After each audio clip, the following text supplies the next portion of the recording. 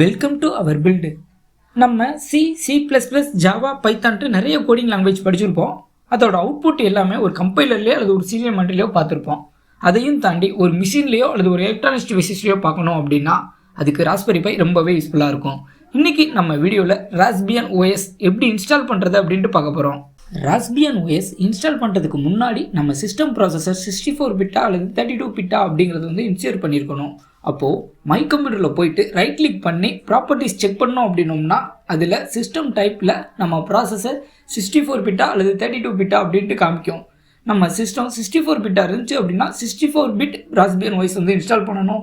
32 பிட்டா இருந்துச்சு அப்படின்னா 32 bit Raspbian OS install பண்ணணும். ஓகே, க்ரோம் பேஜில் போயிட்டு raspberrypi.org டவுன்லோட் அப்படிங்கிறத கிளிக் பண்ணோம் அப்படின்னோம்னா raspberrypi டவுன்லோட் பேஜுக்குள்ளே போயிடும். நம்ம விண்டோஸ் ஓஎஸ் யூஸ் பண்ணுறோம் அப்படின்னோம்னா raspberrypi இமேஜஸ் ஃபார் விண்டோஸ் அப்படிங்கிறத கிளிக் பண்ணுறோம். இல்லை மேக் ஓஎஸ் யூஸ் பண்ணுறோம் அப்படின்னோம்னா raspberrypi images for Mac OS அப்படிங்கிறத கிளிக் பண்ணுறோம். இல்லை உபுண்டு யூஸ் பண்ணுறோம் அப்படின்னோம்னா raspberrypi இமேஜஸ் ஃபார் உபுண்டு அப்படிங்கிறத கிளிக் பண்ணுறோம். நம்ம விண்டோஸ் ஓஎஸ் யூஸ் பண்ணுறதுனால raspberrypi இமேஜஸ் ஃபார் விண்டோஸ் அப்படிங்கிறத கிளிக் பண்ணி டவுன்லோட் பண்ணுறோம். ராஸ்பியன் ஓஎஸ் இன்ஸ்டால் பண்ணுறதுக்கு 8GB or 60GB memory card use பண்ணலாம். ஓகே, ஓஎஸ் இன்ஸ்டால் பண்ணுறதுக்கு SD கார்டை நம்ம லேப்டாப்போட கனெக்ட் பண்ணுறோம். நெக்ஸ்ட்டு நம்ம டவுன்லோட் பண்ண இமேஜ் ஃபைலை ஓப்பன் பண்ணுறோம்.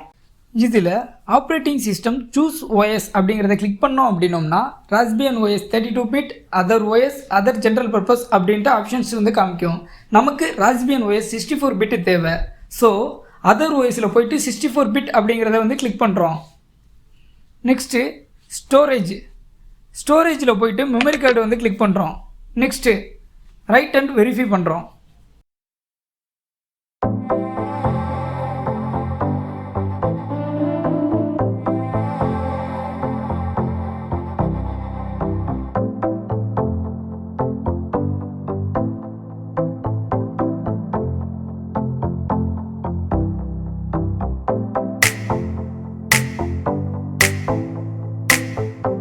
வெரிஃபை பண்ணதுக்கப்புறம் நம்ம மெமரி கார்டு பூட் நேமில் சேவ் ஆகிருக்கும். நெக்ஸ்ட்டு நம்ம மெமரி கார்டில் போயிட்டு WBA சப்ளிகன்ட் கான்ஃபிக்ட் அப்படிங்கிற ஒரு டாக்குமெண்ட் ஃபைல் கிரியேட் பண்ணுறோம். இந்த ஃபைல் நம்ம wifi user name and password அல்லது ஹாட்ஸ்பாட்டோட யூசர் நேம் அல்லது பாஸ்வேர்டு சேவ் பண்ணணும்.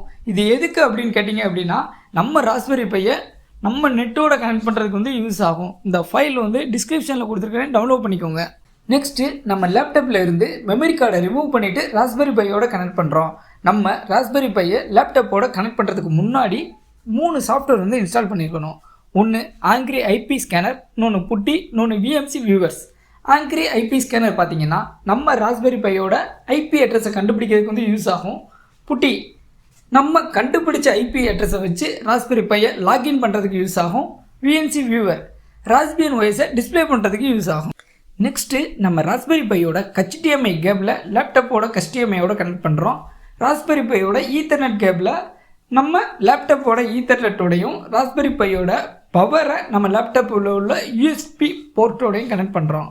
நெக்ஸ்ட்டு நம்ம நெட்வொர்க் செட்டிங்ஸில் போயிட்டு ஈத்தர்நெட் அண்ட் ஒய்ஃபை கனெக்ட் ஆகிடுக்கா அப்படின்ட்டு நம்ம செக் பண்ணுறோம். இதில் இன்ஷியர் பண்ண வேண்டியது ஈத்தர்நெட் அண்ட் ஒய்ஃபை ரெண்டுமே ஒன்று போல் கனெக்ட் ஆகிருக்கணும்.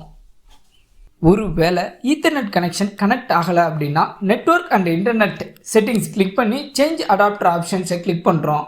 இதில் ஒய்ஃபை அண்ட் ஈத்தர்நெட் கனெக்ஷனுக்கான செட்டிங்ஸ் இருக்கும். இந்த 2 செட்டிங்ஸையும் கிளிக் பண்ணி ரைட் கிளிக் பண்ணி பிரிட்ஜ் கனெக்ஷன் கொடுத்தோம் அப்படின்னோம்னா ஒய்ஃபை அண்ட் ஈத்தர்நெட் கனெக்ட் ஆக ஆரம்பிச்சிடும். நெக்ஸ்ட்டு ஒய்ஃபை அண்ட் ஈத்தர்நெட்டுக்கான ஐபி அட்ரஸ் கண்டுபிடிக்கணும். அப்போது சேஞ்ச் அடாப்டர் ஆப்ஷன் போயிட்டு நம்ம கிரியேட் பண்ண நெட்வொர்க் பிரிட்ஜ் கிளிக் பண்ணி டீட்டெயில்ஸ் பார்த்தோம் அப்படின்னோம்னா நம்ம ஒய்ஃபை ஈத்தர்நெட்டுக்கான ஐபி அட்ரஸ் இருக்கும். இந்த ஐபி அட்ரஸை காப்பி பண்ணிவிட்டு நம்ம இன்ஸ்டால் பண்ண ஆங்கிரி ஐபி ஸ்கேனரில் ஐபி ரேஞ்சில் பேஸ்ட் பண்ணி ஸ்கேன் பண்ணோம் அப்படின்னோம்னா நம்ம ராஸ்பெரி பைக்கு உண்டான ஐபி அட்ரஸ் கிடச்சிரும்.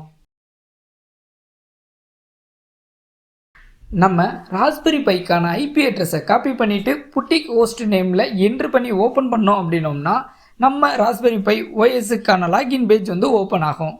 லாகின்னஸில் பைனும் பாஸ்வேர்டில் ராஸ்பெரி பைனும் என்ட்ரு பண்ணோம் அப்படின்னோம்னா ராஸ்பெரி பை ஓஎஸ் இன்ஸ்டால் ஆகிருக்கும்.